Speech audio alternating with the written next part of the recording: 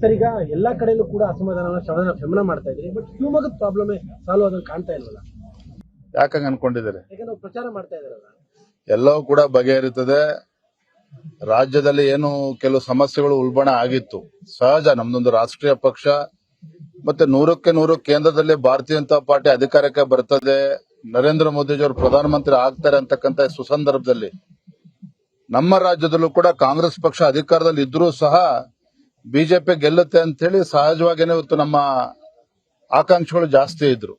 ಅದೆಲ್ಲವನ್ನೂ ಕೂಡ ಸರಿ ಮಾಡ್ತಾ ಇದ್ದೇವೆ. ನಿನ್ನೆ ಸನ್ಮಾನ್ಯ ಯಡಿಯೂರಪ್ಪನವರು, ರೈತ ನಾಯಕರು, ನಿನ್ನೆ ದಾವಣಗೆರೆ ಮತ್ತು ಬೆಳಗಾವಿ ಕೂಡ ಭೇಟಿಯನ್ನು ಕೊಟ್ಟು ಅಲ್ಲೂ ಕೂಡ ನಮ್ಮ ಎಲ್ಲ ಪಕ್ಷದ ಮುಖಂಡರು ಎಲ್ಲರೂ ಸೇರಿ ಅಲ್ಲಿ ಸಮಸ್ಯೆನ ಬಗೆಹರಿಸತಕ್ಕಂಥ ಕೆಲಸ ಆಗಿದೆ. ಈಶ್ವರಪ್ಪರ ಸಮಸ್ಯೆನೂ ಕೂಡ ಬಗೆಹರಿಯುತ್ತೆ ಅನ್ನೋ ವಿಶ್ವಾಸ ನಂಗೆ ಸಂಪೂರ್ಣವಾಗಿದೆ. ಸರ್, ಈಗ ಎಲ್ಲಾ ಕಡೆಯಲ್ಲೂ ಕೂಡ ಅಸಮಾಧಾನವನ್ನ ಶಮನ ಮಾಡ್ತಾ ಇದ್ರಿ. ಬಟ್ ಶಿವಮೊಗ್ಗದ ಪ್ರಾಬ್ಲಮ್ ಸಾಲ್ವ್ ಅದನ್ನ ಕಾಣ್ತಾ ಇಲ್ವಲ್ಲ? ಯಾಕಂಗ ಅನ್ಕೊಂಡಿದ್ದಾರೆ? ಯಾಕಂದ್ರೆ ಪ್ರಚಾರ ಮಾಡ್ತಾ ಇದಾರಲ್ಲ.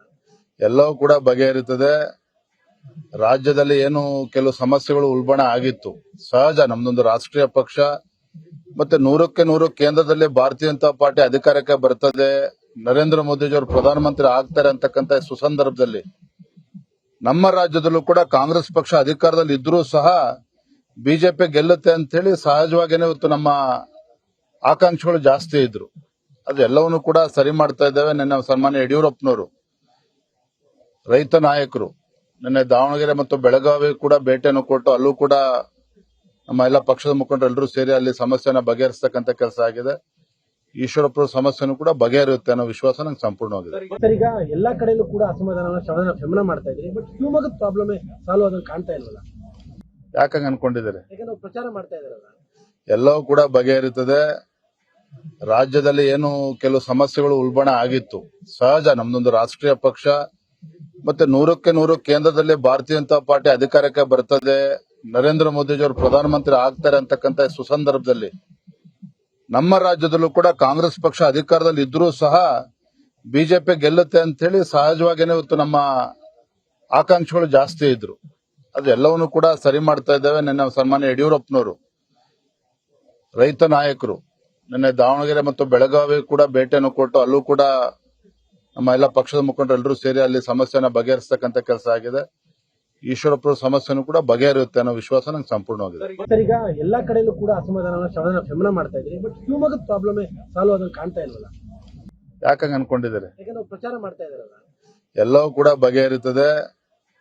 ರಾಜ್ಯದಲ್ಲಿ ಏನು ಕೆಲವು ಸಮಸ್ಯೆಗಳು ಉಲ್ಬಣ ಆಗಿತ್ತು, ಸಹಜ. ನಮ್ದೊಂದು ರಾಷ್ಟ್ರೀಯ ಪಕ್ಷ, ಮತ್ತೆ 100ಕ್ಕೆ 100 ಕೇಂದ್ರದಲ್ಲಿ ಭಾರತೀಯ ಜನತಾ ಪಾರ್ಟಿ ಅಧಿಕಾರಕ್ಕೆ ಬರ್ತದೆ, ನರೇಂದ್ರ ಮೋದಿಜಿಯವರು ಪ್ರಧಾನಮಂತ್ರಿ ಆಗ್ತಾರೆ ಅಂತಕ್ಕಂಥ ಸುಸಂದರ್ಭದಲ್ಲಿ ನಮ್ಮ ರಾಜ್ಯದಲ್ಲೂ ಕೂಡ ಕಾಂಗ್ರೆಸ್ ಪಕ್ಷ ಅಧಿಕಾರದಲ್ಲಿ ಇದ್ರೂ ಸಹ ಬಿಜೆಪಿ ಗೆಲ್ಲುತ್ತೆ ಅಂತ ಹೇಳಿ ಸಹಜವಾಗಿಯೇ ಇವತ್ತು ನಮ್ಮ ಆಕಾಂಕ್ಷೆಗಳು ಜಾಸ್ತಿ ಇದ್ರು. ಅದೆಲ್ಲವನ್ನೂ ಕೂಡ ಸರಿ ಮಾಡ್ತಾ ಇದ್ದೇವೆ. ನಿನ್ನೆ ಸನ್ಮಾನ್ಯ ಯಡಿಯೂರಪ್ಪನವರು, ರೈತ ನಾಯಕರು, ನಿನ್ನೆ ದಾವಣಗೆರೆ ಮತ್ತು ಬೆಳಗಾವಿ ಕೂಡ ಭೇಟಿಯನ್ನು ಕೊಟ್ಟು ಅಲ್ಲೂ ಕೂಡ ನಮ್ಮ ಎಲ್ಲ ಪಕ್ಷದ ಮುಖಂಡರು ಎಲ್ಲರೂ ಸೇರಿ ಅಲ್ಲಿ ಸಮಸ್ಯೆನ ಬಗೆಹರಿಸತಕ್ಕಂಥ ಕೆಲಸ ಆಗಿದೆ. ಈಶ್ವರಪ್ಪರ ಸಮಸ್ಯೆನೂ ಕೂಡ ಬಗೆಹರಿಯುತ್ತೆ ಅನ್ನೋ ವಿಶ್ವಾಸ ನಂಗೆ ಸಂಪೂರ್ಣವಾಗಿದೆ. ಅನುಕ್ಷಣದ ಸುದ್ದಿಗಳಿಗಾಗಿ ವಿಸ್ತಾರ ನ್ಯೂಸ್ ಯೂಟ್ಯೂಬ್ ಚಾನೆಲ್ ಸಬ್ಸ್ಕ್ರೈಬ್ ಮಾಡಿ. ಹೊಸ ಸುದ್ದಿಗಳ ನೋಟಿಫಿಕೇಶನ್ಗಾಗಿ ಬೆಲ್ ಐಕಾನ್ ಕ್ಲಿಕ್ ಮಾಡಿ. ಲೇಟೆಸ್ಟ್ ಅಪ್ಡೇಟ್ಸ್ಗಾಗಿ www.vistaranews.com ವೆಬ್ಸೈಟ್ಗೆ ವಿಸಿಟ್ ಮಾಡಿ. ಅಂಗೈಯಲ್ಲೇ ಜಗತ್ತಿನ ಸುದ್ದಿ ತಿಳಿಯಲು ವಿಸ್ತಾರ ನ್ಯೂಸ್ ಕನ್ನಡ ಆಪ್ ಡೌನ್ಲೋಡ್ ಮಾಡಿ.